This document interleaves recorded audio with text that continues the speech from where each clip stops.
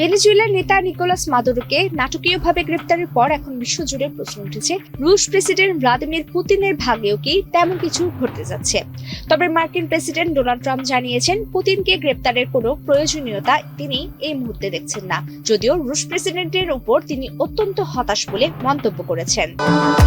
ভবিষ্যৎ হোক নিরাপদ, বিনিয়োগ হোক বিশ্বস্ত, আর আমার পছন্দ সল্ট বে।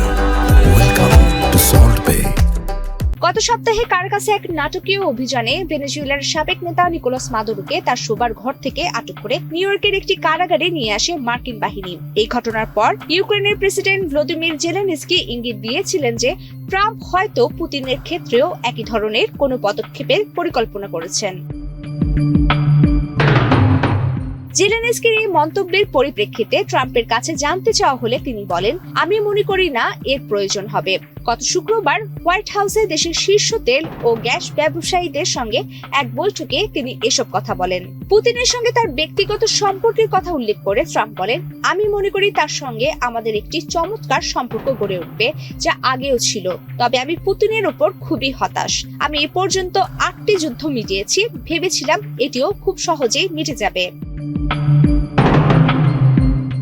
ইউক্রেন রাশিয়া যুদ্ধে ব্যাপক প্রাণহানির কথা উল্লেখ করে ট্রাম্প আক্ষেপ প্রকাশ করেন। তিনি বলেন, গত মাসে 31,000 মানুষ প্রাণ হারিয়েছে, যাদের বড় অংশই রুশ সেনা। রাশিয়ার অর্থনীতিও এখন সংকটে। আমি বিশ্বাস করি আমরা শিগগিরই এর একটি সমাধান বের করতে পারবো। আমি চাইছিলাম কাজটা আরো দ্রুত হোক, কারণ প্রতিদিন মানুষ মরছে। মাদুরোর গ্রেপ্তারের পর ভেনেজুয়েলার ভাইস প্রেসিডেন্ট দেলসি রদ্রিগেজ এখন দেশটির ভারপ্রাপ্ত প্রেসিডেন্টের দায়িত্ব গ্রহণ করেছেন। এদিকে ট্রাম্প প্রশাসন ভেনেজুয়েলার তেল রপ্তানি খাতে নিয়ন্ত্রণ নেওয়ার প্রক্রিয়া শুরু করেছে বলে জানা গেছে। পুতিন বর্তমানে ইউক্রেনে যুদ্ধ অপরাধের অভিযোগে আন্তর্জাতিক অপরাধ আদালতের গ্রেপ্তারি পরোয়ানার আওতায় রয়েছেন।